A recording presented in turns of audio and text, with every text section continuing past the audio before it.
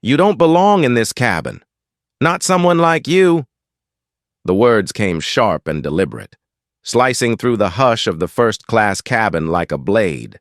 Derek Walsh, the lead flight attendant of Globejet Flight 1189, stood firm at the entry to row 1A, his fingers tightening around the boarding pass he had just ripped in half. He didn't whisper it. He didn't say it in code. He made sure everyone could hear. The man he was speaking to, Malik Jackson, paused. Dressed in a navy blazer over a crisp white shirt and charcoal gray slacks, Malik looked every inch the seasoned executive, except to the eyes trained to see only skin. He stood still, unblinking, his left hand clutching the handle of a black leather carry-on, his right now empty where the ticket had just been. Passengers began to murmur. "I told you," sneered a voice behind Derek. Victor Lang, a heavy-set white man in a tailored pinstripe suit, leaned forward in his seat with a smirk playing on his lips. "He's no VIP. He probably wandered up here by mistake." Malik spoke quietly, each word clear. "My name is Malik Jackson. I hold a confirmed seat in 1A.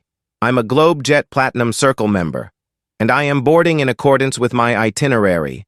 Victor gave a short, dismissive laugh. "That's cute. Really is." Across the aisle, Serena Holt, platinum blonde influencer and known provocateur, lifted her phone and hit record. "Let's capture this moment. Folks," she purred to her followers. "This guy's trying to sneak his way into first like we can't tell." She turned the lens on Malik. "Smile for TikTok." Derek stepped forward and, with performative authority, tossed the shredded ticket to the carpeted floor. "Sir, we've asked you to leave. You're holding up boarding." A man in row 2 called out. "Yeah, get out of here. Man, some of us actually paid to be here." Malik looked around the cabin slowly. A dozen passengers in suits and designer outfits. No one looked like him, not in color, not in expression. He bent down, picked up the torn ticket, and stood. "You're making a grave mistake." "Oh no," Serena cooed. "He's pulling the righteous card. Somebody cue the sad music." Before Malik could respond, another passenger accidentally bumped into him.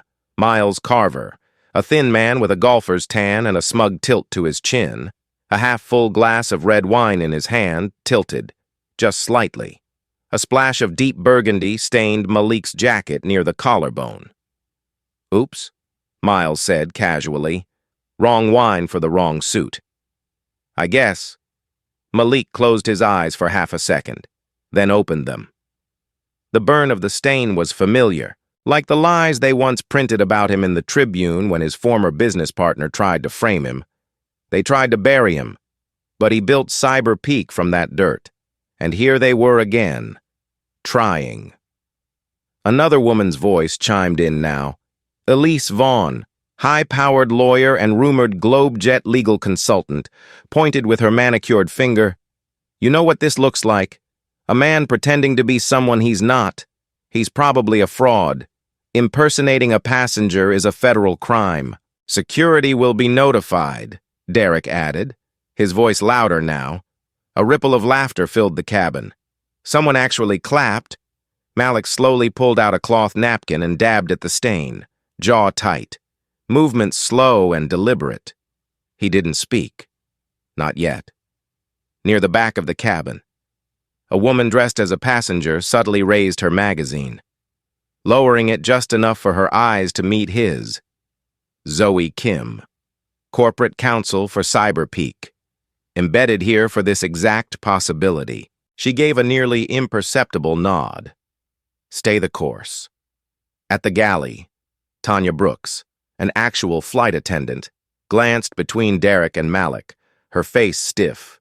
Then, without a word, she stepped forward, handed Malik another napkin. Inside it, inked faintly in her tiny handwriting, "I'm with you. In the jet bridge." Omar Reza, a young airport technician wearing a Globejet badge, leaned slightly against the wall, pretending to scroll his phone. But he wasn't just waiting. He was watching, recording, just as Jamal Carter was. 3 rows behind Serena, a small pen camera clipped to his collar, blinking red. Malik's voice dropped to a whisper as he adjusted the knot on his tie. "Jamal," he said, glancing down toward his lapel. "Now." Jamal nodded once. His fingers tapped his phone discreetly. In seconds, the audio from Malik's tie pin was transmitted. Victor's laugh, Derek's comment, Elise's threat. Zoe's phone buzzed. She read the transcript and replied with a single word. "Posted." In the corner of the cabin, Serena froze mid-giggle. Her screen refreshed with a notification. "You've been tagged in a video, #GlobeJet disgrace." Victor's smile faltered. Derek's stance changed, just slightly, but it was too late. Malik turned toward the camera Jamal now held at chest level. "There are moments in life," he said clearly, "when silence is consent. I won't be silent. Not when dignity is stripped for entertainment." He straightened, voice strong. "For anyone who's ever been humiliated just for being you, record it, share it, show them you're not alone." He looked at the lens as if staring straight into every household in America. "And if you believe that justice doesn't wait, follow this story. The truth is about to fly higher than any airline ever dared. In the back." Tanya's breath caught. Omar's hand curled into a fist.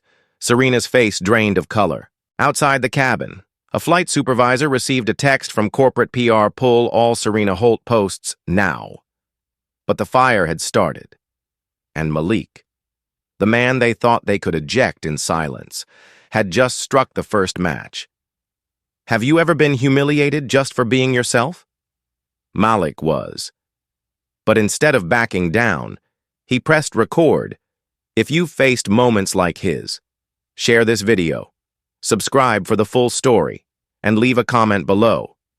This fight for dignity is just beginning.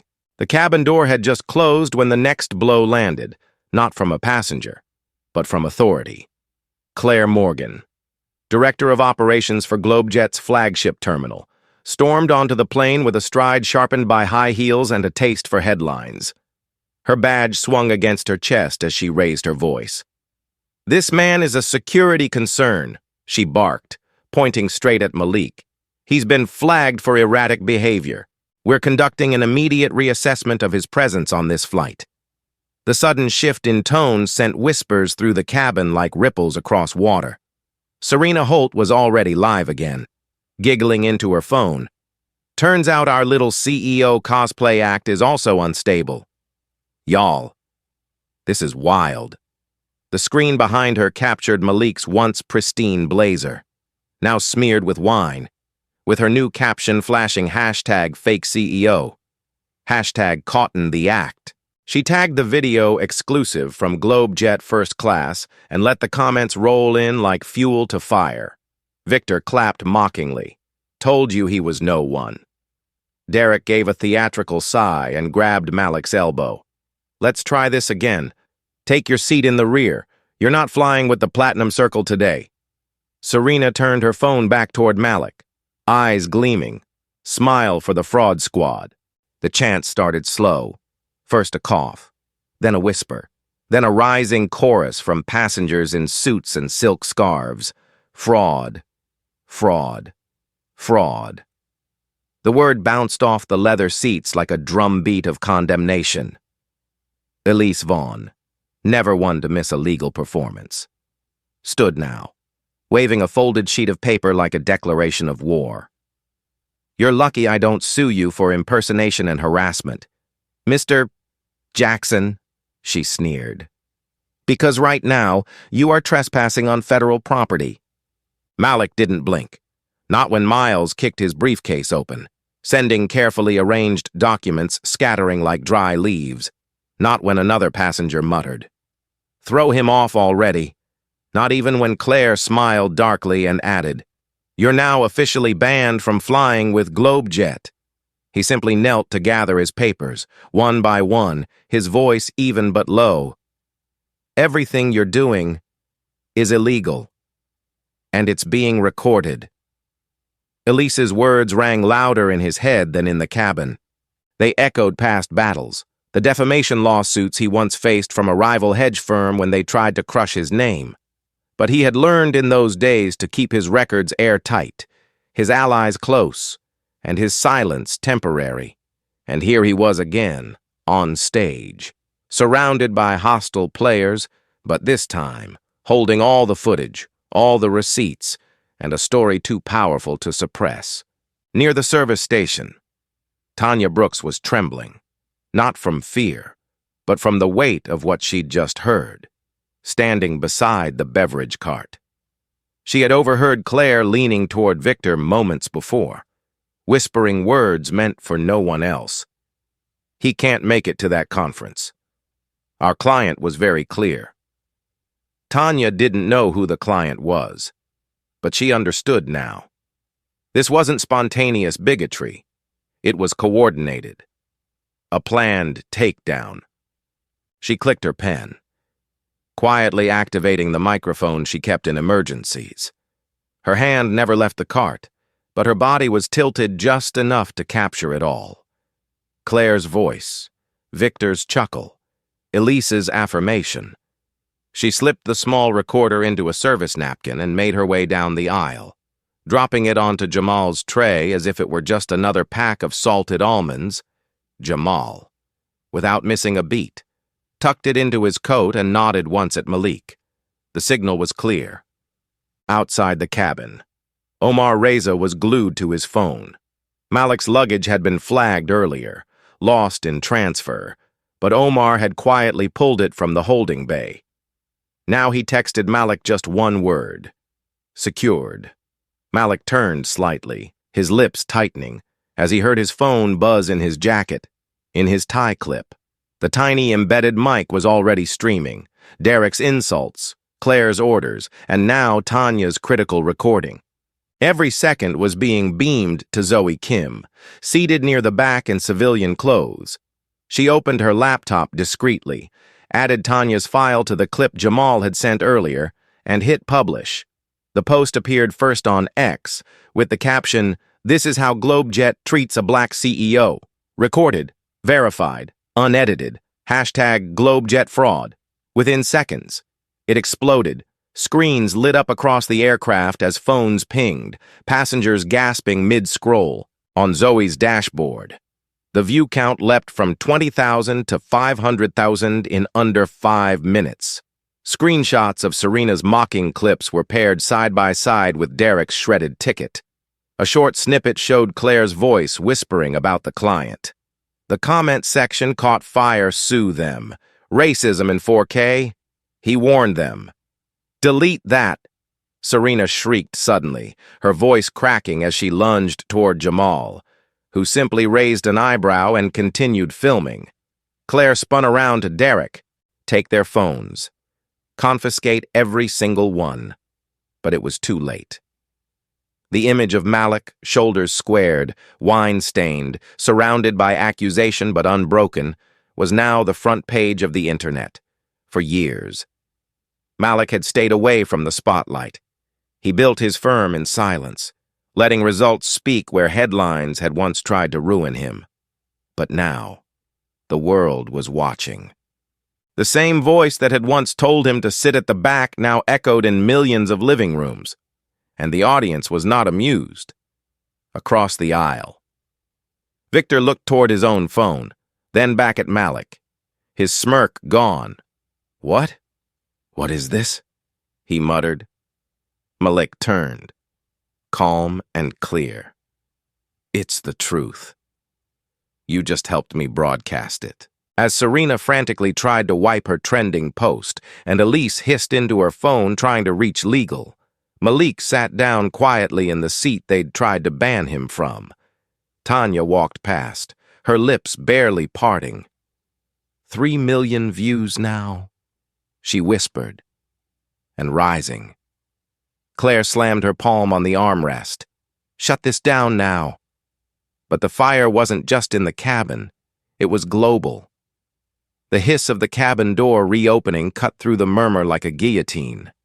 Two uniformed security officers stepped aboard with brisk authority, flanked by Claire Morgan, who now wielded her position like a weapon in full view of a swelling crowd. Her voice rang out with false urgency. "That man is a danger to this flight. Remove him immediately." She jabbed her manicured finger toward Malik as though naming a threat. Not a man. The officers moved forward. Derek Walsh puffed his chest and declared, "We warned you, Mr. Jackson. You've left us no choice." Victor Lang, still sprawled luxuriously in his seat, leaned to the aisle and lifted a chilled bottle of water. "Here," he said with mock generosity, unscrewing the cap. Then, without warning, he flung the contents straight at Malik's face. "Cool off. CEO." The splash stunned the cabin. Gasps shot up from all sides. Malik stood still, face dripping, his hands motionless at his sides. The humiliation wasn't just physical. It was calculated, precise, and meant to break him. But it didn't. Malik slowly raised his chin, letting the cold water trail down his neck, his expression unreadable. "You should thank me," Victor added, grinning. "Washed off that wine stain. Now you look clean enough for Coach." Serena Holt had turned the moment into content. Her phone raised again, her voice chirpy as always. "And here's what happens when you fake being a CEO. Folks, lesson of the day." Her live stream on YouTube already had 47,000 viewers watching in real time. "Say cheese." Malik. Another voice rang out. "Elise Vaughn." She stepped down the aisle with legal fury in every motion. "This man is unlawfully in possession of Globejet materials," she barked. Then, without warning, she grabbed Malik's briefcase from beside his seat and tossed it to Miles Carver, who caught it and, with a theatrical scoff, dumped its contents into a nearby service cart. Papers, a tablet, business cards, all slid into a heap. Someone in row 4 laughed. "Mr. Jackson," Claire declared with smug satisfaction, "you are hereby barred from all Globejet services, effective immediately." The officers took Malik's arms. Passengers began clapping, some uncertain, others openly entertained, and in the back. A CNN field reporter raised her camera just a little higher. She had arrived at the gate 10 minutes earlier after seeing the viral clips. Now, her mic was on. Her feed was live. As Malik was marched toward the front of the plane. Still soaked, blazer stained, documents scattered. He turned his head slightly. His voice cut through the clapping like steel. "You're dragging out a man with more legal leverage in this moment than anyone in this cabin can comprehend." "Oh, please," Elise muttered. "Save it for your next YouTube apology tour." But Malik wasn't finished. As they reached the jet bridge, he dug his right hand into his pocket and pulled out a micro memory card the size of a thumbnail. With a sudden motion, he tossed it toward a figure waiting just outside the plane. Omar Reza, still pretending to check boarding procedures, caught it one-handed, slid it into his phone, and walked quickly down the terminal. No one noticed. No one except Jamal Carter. Jamal was already preparing the upload. The memory card wasn't just video. It was a dossier, a carefully curated folder of text message screenshots, voice memos, and emails. At the center of it all, a thread linking Claire Morgan, Victor Lang, and a shadowy corporate client that had specifically requested Malik be delayed or disqualified from speaking at the International Legal Innovation Summit happening that same day in Chicago. They had tried to destroy his credibility before he could expose unethical hedge fund structures. They just hadn't expected him to be 5 moves ahead. By the time Malik reached the terminal, his phone buzzed again. Zoe's message was short. "It's live." Jamal's post hit X, TikTok, and YouTube simultaneously. The title read, "They tried to bury a CEO. He had receipts." The clip began with the confrontation in the cabin. Then cut to Tanya's recording of Claire whispering, "Our client can't have him at that summit." Then to emails, Victor confirming payment, Elise coordinating legal threats. Overlaid were timestamps, verification tags, and Zoe's legal watermark. Within 10 minutes, the post had reached 10 million views. Hashtags trended globally, hashtag GlobeJet scandal, hashtag CEO exposed them, hashtag corporate racism live. Screens across the terminal lit up as passengers turned their attention to the storm brewing online. CNN picked up the footage. So did MSNBC. The image of Malik, soaked, calm, and walking down the jet bridge, was frozen across headlines, CEO targeted on flight systemic bias or corporate plot. Victor was the first to notice the shift. Still seated in first class, he saw the post on his feed. No, no, no, no, he muttered, his eyes scanning the evidence. Serena's live stream comments turned brutal. "You're finished." One user typed, "You messed with the wrong one." Back in the press room at GlobeJet's corporate HQ, the crisis line lit up. Shareholders were calling, employees were forwarding the videos, and on one screen, a flashing red alert stock price down 35% and falling. Malik stood calmly at the gate's edge, wiping the last drops of water from his face with the same napkin Tanya had given him earlier. A passing teenager handed him a phone. "Sir, they're showing this on CNN right now. The whole thing." Malik took a breath and replied simply, "Good." His phone buzzed once more. "Zoe, you're trending worldwide." Malik texted back 2 words. "Time strikes. Outside." The terminal seemed to pause as the impact began to register. GlobeJet's illusion of exclusivity, of control, of power. It was fracturing in real time. And the man they had tried to drag off in silence had just made their conspiracy echo through every newsroom in America. The storm didn't wait. Within an hour, the video of Malik's ejection had spread like an electrical fire through the veins of the internet, igniting outrage, disbelief, and a flood of calls to GlobeJet's corporate headquarters in Manhattan, in the 22nd floor boardroom overlooking the Hudson River. Panic was no longer a murmur. It was a roar. CEO Edward Crane stood frozen in front of the wall of monitors, displaying the airline's real-time metric stock plunging 51%. 7 major advertisers had pulled sponsorships, legal inquiries from state regulators had doubled, and cancellations flooded in like a breached dam. "Who the hell is Malik Jackson?" he barked, eyes darting between the screen and his paralyzed staff. Claire Morgan, no longer smug, looked smaller in her seat, her hands clasped tightly in her lap. "I didn't know who he was," she muttered. "Victor told me he was a plant, someone hired to cause a scene." Edward whipped around. "Victor Lang is a private investor, not a policy advisor. You put a man in handcuffs mid-flight and now we're at DEFCON 1 because a damn TikTok lawyer went viral." Victor appeared on one of the screens, patching in via video call from his personal yacht. His usual arrogance was gone, replaced by a defensive posture and a tremor in his voice. "We were protecting a client's interest," he said. Malik had to be stopped before reaching that summit. If his firm exposed those hedge agreements, Edward cut him off.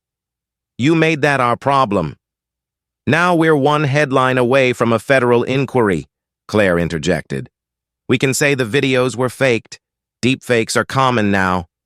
A snort came from the far end of the table. CFO Margot Lynn, glasses perched on her nose. "There are timestamps, digital signatures, multiple camera angles, 2 news outlets confirming the footage. We try that. We'll lose our legal standing and our reputation." The room fell into tense silence. Then Edward whispered, more to himself than to anyone's cyberpeak, "Why does that name sound familiar?" He pulled up the firm's public profile. As the screen refreshed, the room seemed to exhale in dread. Cyberpeak Strategic Consulting. Global leader in legal oversight, compliance risk auditing, and Corporate Accountability Enforcement, founder and CEO Malik D. Jackson. Edward's voice was hollow. He's not just some victim. He's the guy we pay 6 figures a quarter to ensure we're not sued into the Stone Age. He leaned on the conference table, forehead creasing. We publicly ejected our own legal compliance advisor. On video, while laughing, in the corner. General Counsel Amanda Weiss broke the silence. You should see this. She turned her laptop toward the room. On her screen was a secure email from CyberPeak's legal division. Subject line: Notice of Emergency Injunction and Operational Hold. Federal Compliance Act 412. Attached was a court-stamped order from the U.S. District Court of New York. GlobeJet's operations were under suspension review, effective immediately. CyberPeak had the right, via a previously signed legal contingency clause, to recommend a halt to all domestic flights if systemic discrimination was proven to affect operational integrity. Edward read the words aloud, but the meaning sank in before he reached the final sentence. He can ground us, he said, eyes wide, one man, one document, and he can ground every flight in our system. Claire stood. He won't go that far. It would cost him too. But the room ignored her.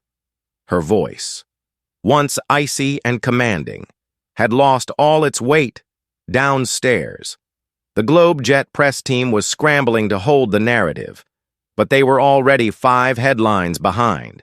CNN had just switched to full-day coverage, with anchor Rachel Lynn. No relation to Margot breaking news that federal transportation regulators had opened a preliminary probe into racial bias within airline security procedures. Citing the Malik Jackson video as the catalyst, screens across America showed side-by-side comparisons, Malik's calm dignity versus Claire's scowl and Derek's violence. The contrast was too stark to dismiss.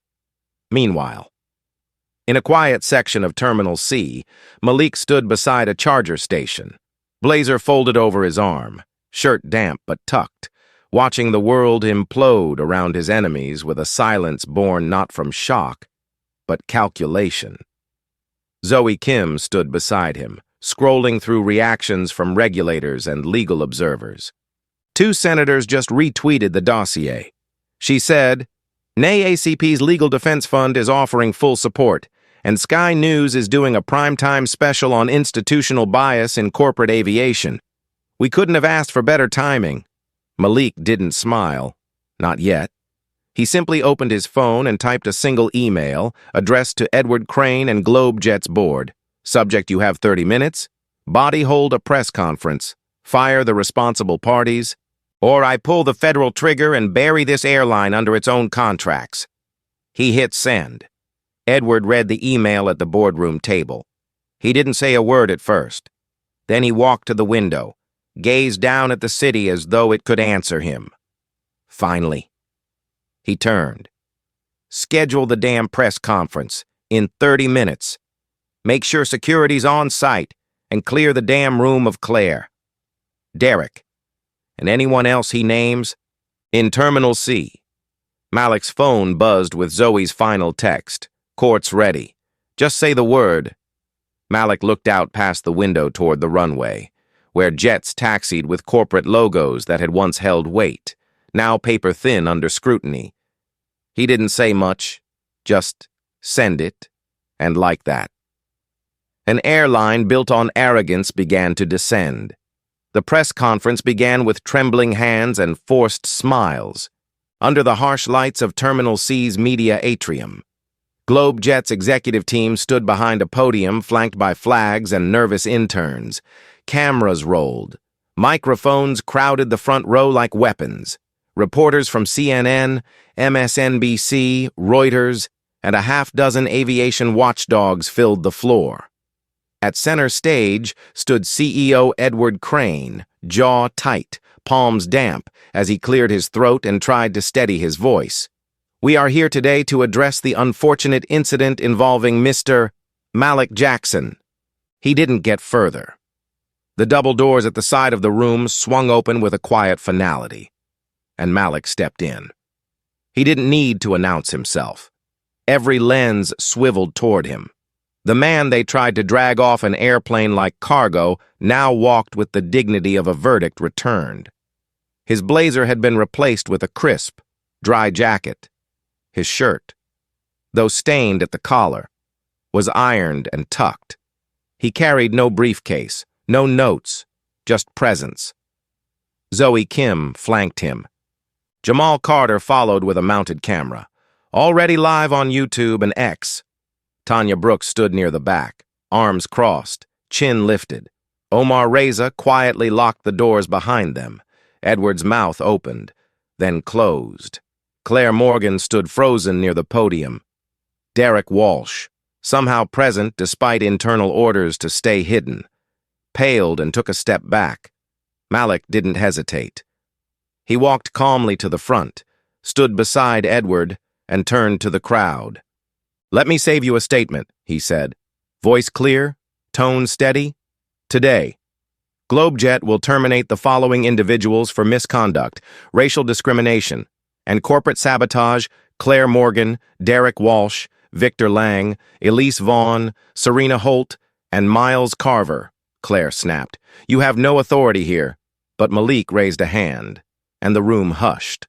"On the contrary," he replied, "CyberPeak Strategic Consulting has maintained legal oversight of GlobeJet's compliance operations for 4 years, and as CEO of CyberPeak, I just exercised our emergency clause." Gasps rippled across the room. Reporters looked at each other. Edward took one slow breath, then turned to Claire. "You're fired," he said. "Get out." Claire laughed nervously. "You can't be serious. You're taking his word over mine." Edward didn't blink. "It's not his word. It's the footage. It's the transcripts. It's the lawsuits already waiting. It's the stock we've lost. It's the sponsors gone. It's the regulators on line 1. Derek tried to edge toward the door, but Omar blocked it. Elise stepped forward, lips tight. "This is outrageous. We're going to court." "You'll have that chance," Malik replied. "After the DOJ finishes reviewing your role in suppressing a federal whistleblower." He reached into his pocket, pulled out a flash drive, and held it up. Every message, every payment, every conversation, stored, time-stamped, verified. Victor's face appeared on a monitor. Someone had patched in the yacht call. His voice was strained. "Look, I didn't authorize. You financed the scheme." Malik interrupted, and Serena broadcast it.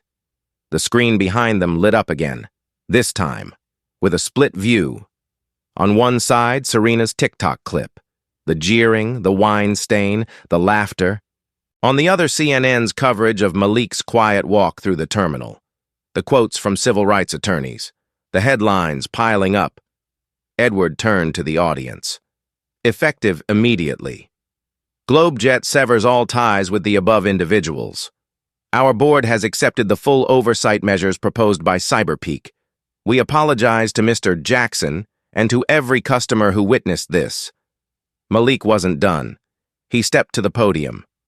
"My name is Malik D. Jackson. I'm not just a passenger. I'm a founder, a legal analyst, and the lead architect of your entire compliance structure." He looked directly into the cameras. They didn't just see a man they didn't like. They saw a threat to the system they thought was theirs. They tried to humiliate me. What they did instead was reveal themselves. Reporters shouted questions. "Mr. Jackson, did you anticipate this? Are you pressing charges? What happens next?" Malik nodded toward a woman emerging from the crowd. Rachel Lynn, CNN's top aviation correspondent, walked forward with a microphone. "Mr. Jackson," she said calmly, "we've just confirmed that the Department of Transportation is launching a full civil rights investigation into GlobeJet's past 10 years of incident reports. You started a fire. What are you hoping to build from the ashes?" Malik smiled for the first time. Equity. Real equity. Not slogans. Not pledges. enforcement, standards, and training that doesn't end with a PowerPoint slide, Rachel pressed. Do you believe they've learned anything today? I don't care if they have, he said. I care that they never have the chance to repeat it. The room applauded, not out of obligation, but from shock turned into clarity. Edward approached, hand outstretched. Malik looked at it, then at the cameras. He didn't shake it. He turned to the crowd and said, "Tomorrow begins something new." Behind him, the former leadership filed out, disgraced, disgruntled, and in some cases, quietly crying. Serena sobbed into her phone, watching her follower count evaporate. Elise made calls no one picked up. Victor vanished from the yacht feed. Miles, shoulders slumped, walked into a future with no firm left to call home. And in their place, a new narrative was born, one that Malik now owned completely. 2 weeks later, the Globejet logo looked different. It wasn't the color or the font. It was the feeling. The brand that once symbolized elite arrogance now carried the weight of accountability. And standing behind that shift was Malik Jackson. In a sunlit boardroom high above the terminal he was once dragged from. Malik introduced Equity Flight, a comprehensive initiative to rebuild Globejet from the inside out. This isn't a press stunt, he said to a full room of executives, staff, and media partners. It's a binding commitment. Mandatory anti-bias training, quarterly audits, anonymous passenger reporting, departmental reviews tied to equity metrics, and if any department fails 2 cycles in a row, its leadership is replaced. No one laughed. No one doubted. His presence left no room for shortcuts. Tanya Brooks, now appointed head of in-flight equity programs, stepped forward next, outlining a 12-step certification process for all cabin crew, grounded in lived experience and reviewed by independent watchdogs. Omar Reza led the ground operations overhaul. Every employee would be retrained, regardless of title. Respect, he said, standing at the podium in his new Navy blazer, is not a luxury upgrade, it's standard issue. The room applauded. Customers noticed. Within days, bookings rebounded. Within 2 weeks, trust started returning. A TikTok clip of a Globejet flight attendant apologizing to an elderly black woman for a delayed seat change and offering her a handwritten thank you went viral for the right reasons. Jamal Carter, now Director of Digital Strategy, curated these moments carefully, flooding the internet with stories of change, humility, and reform. The very platforms that once condemned Globejet now carried its revival, powered by transparency. Zoe Kim coordinated with the legal department to codify the entire equity flight framework into policy, making it publicly accessible. We don't want passengers to wonder if we'll do the right thing, she said. We want them to know exactly how we'll be held accountable when we don't. But Malik wasn't finished. At the year-end aviation summit in Washington, D.C., he walked onto the main stage with a folder tucked beneath his arm. Executives from Delta, United, Emirates, and dozens more sat in the audience, waiting to hear the man whose actions had cost one airline 40% of its value in 3 hours. Malik didn't speak in fury, he spoke with clarity.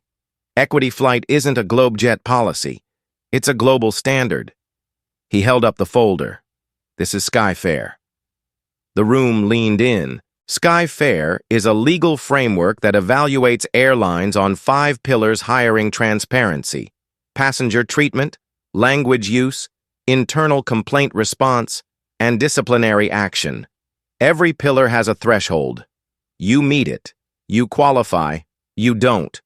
We file a civil rights petition and inform your top investors.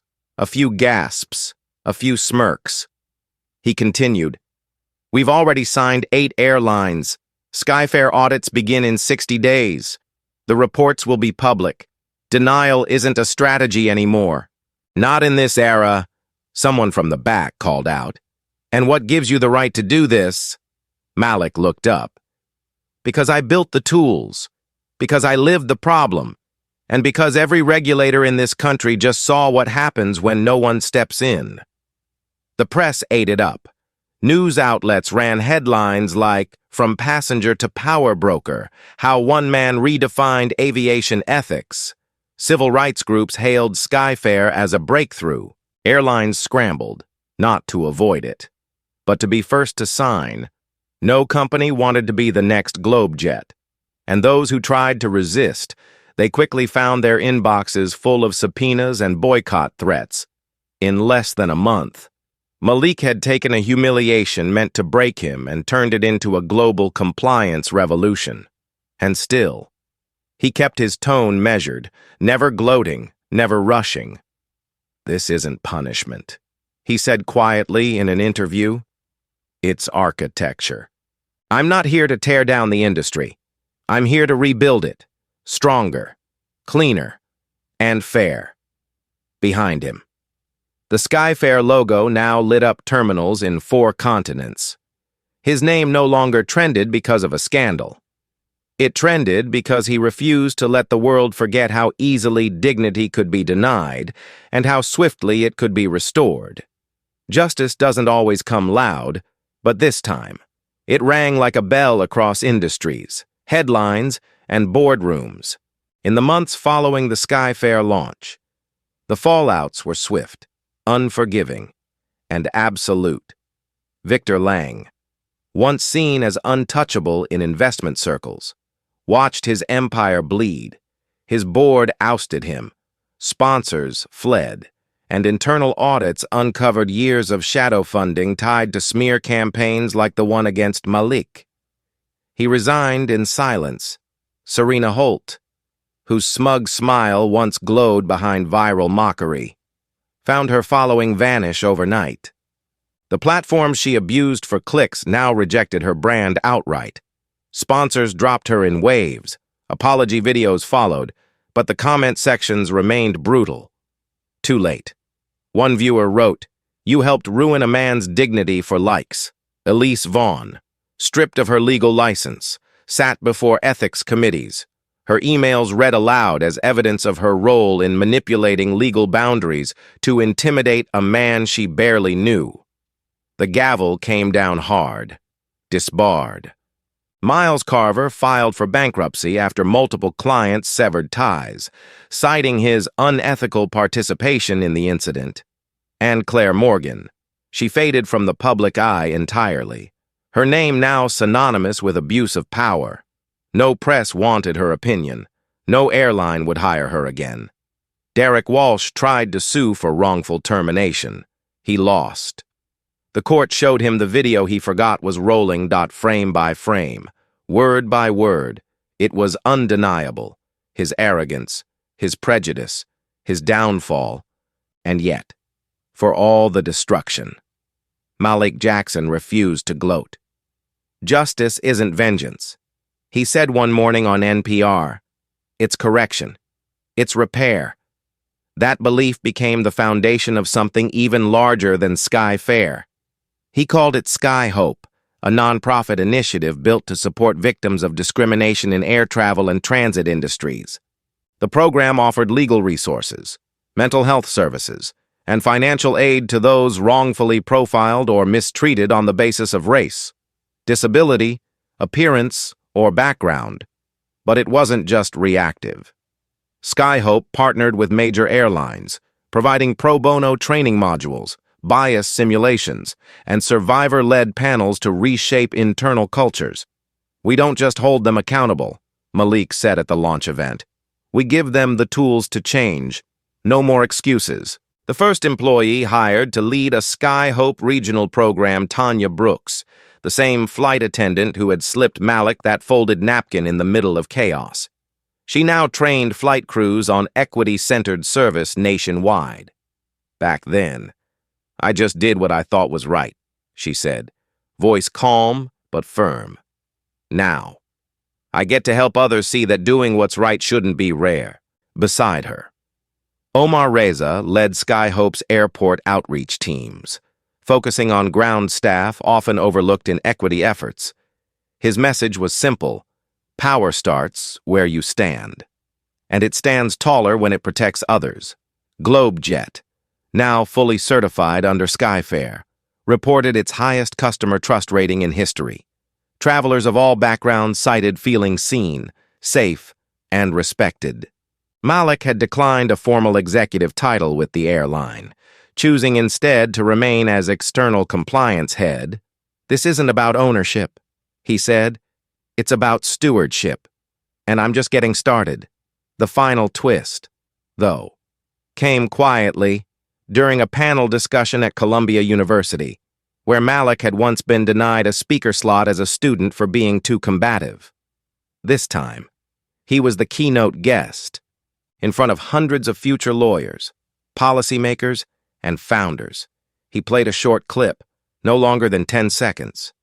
Derek Walsh's voice, sneering, "You don't belong here." Then Malik looked out over the auditorium and said, "That's what they told me. But I stayed. I stood up. And now, I'm telling you, if they ever say that to you, record it, confront it, share it. Because what we don't speak about, we repeat. And what we face, we change." The crowd rose to their feet, and in that moment, the shame they'd tried to drown him in became the light that guided thousands forward. Malik's story wasn't just about a man getting justice. It was about turning pain into power, silence into law, and humiliation into a movement. And now, the skies were different. If you've ever faced injustice or stood up for someone who did, this story is for you.